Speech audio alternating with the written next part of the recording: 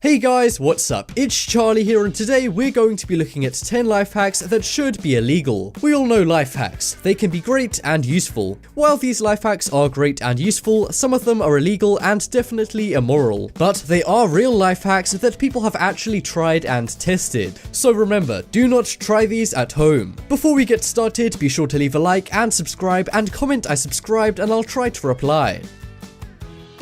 Coming in at number 10, we have Easy A. School can be really long and boring, but the worst thing is when a teacher gives you a huge essay as homework. Well, some savvy students have found a way to get A's without doing any work. And the best thing about this cheating hack is that it's untraceable. First, they translate the title of an essay they have to write to another language. They then paste that into Google and find the essay they want in the other language, and then use Google Translate to make it back into their own language. They then clean up the grammar so it looks like they've written it, and bam, they have a whole original essay in minutes. Obviously, it's best to do your own schoolwork, but if you ever forget to write an essay and don't want a detention, this is a good solution. Next up, we have automated call machines. This is a way to solve a lot of people's biggest pet peeve. We all know how annoying those automated machines on phone helplines are, but some people accidentally found a way to talk to a human instantly. All you have to do is start cussing. The automated machine will pick this up and flag you as a particularly angry customer. This will then prioritize you and put you through to a human as soon as possible. Now, getting help from call centers won't be so much of a headache. Just don't swear at the real person. That's rude. Next up, we have cheap stuff. This life hack is very immoral. If you see an item you want on Craigslist or eBay but don't want it right now or for its original price, then some people just create a post of the same item. But make sure they make the price less. This means people will request to buy theirs instead of the other person's, reserving it for them. If they're feeling particularly immoral, they even use their own post to haggle down the price of the product, saving them money. They then simply delete their posts after they've bought the product they want. This hack is really useful if you're low on money and want something later, but I wouldn't recommend scamming someone even if this is technically legal. Next up, we have parking tickets. Getting a parking ticket sucks, and it's even more annoying when you get to your car a minute or two late and you've got a ticket. Well, some people actually dispute these tickets and never pay them. How?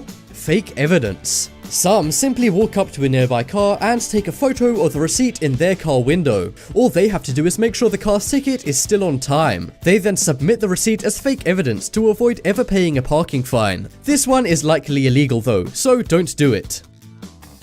Coming up next, we have free resumes. Writing a resume for a job can be tricky. Well, some lazy but smart people have found a way to get around this. First, they pose on a job site as an employer, seeking someone for the job they want. They will then be sent dozens of resumes for the job they want for free. They then use these resumes as their own to submit to their own potential employer. Nobody would ever give you a free resume if you just ask them, but by doing this, you're tricking them. This is obviously very wrong, and you will likely be fired if you do this, so instead, look for tips online as to how to write your own.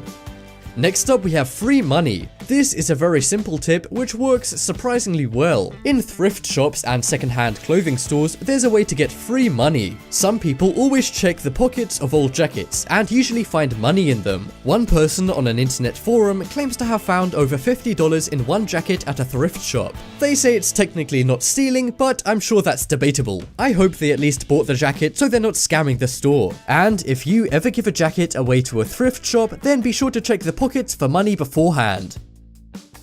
Next up, we have cheap organic food. If you're a health nut, chances are you eat organic food. But the downside to organic food is that it's a lot more expensive. Well, some people who buy organic food but also don't want to break the bank use this tip. The tip relies on the fact that organic food looks very similar to normal food. They simply take the organic food to the self-checkout area and then select the normal food on the screen when they're paying for it. The store staff likely either won't notice or will think the organic food is just normal food. I suggest you don't do this as it is stealing, but health nuts without funds often use this trick.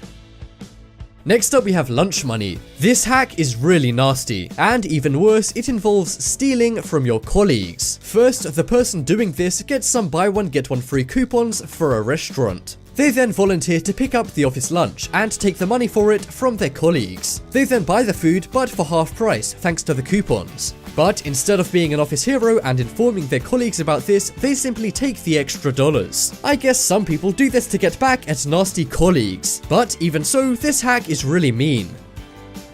Next up, we have free ebooks. Ebooks are often quite cheap, but some school textbooks are sometimes priced extortionately. To get around this and get the books they need on minimum wage, some college students have found out this hack. They simply buy an ebook on Amazon and then place it into a software named Calibra. This turns it into an EPUB and creates a copy of it. They then return the ebook and get all of their money back. I definitely suggest you don't steal books from anyone, but maybe some people do sympathize with students who can't afford textbooks. Next up, we have free vending machines. Who doesn't love a refreshing cola or a bag of potato chips from a vending machine? I'm sure everybody does. But it seems a lot of people don't like paying for them. Some people use this crafty trick to get extra food and drink from a conveyor-built vending machine. First, they insert money and choose a drink or snack. They then stick their hand inside the machine and push against the door to confuse it. This causes the machine to release multiple items instead of just one, but for the same price. Repeat, some of these life hacks are illegal and almost all are immoral, so do not try these at home. And that just about wraps up this video. Check out the poll in the top right corner and you can vote for the most crafty life hack. But as always, thanks for watching. Check out some more videos on screen right now. Leave a like if you enjoyed, and if you haven't already, what are you waiting for? Subscribe.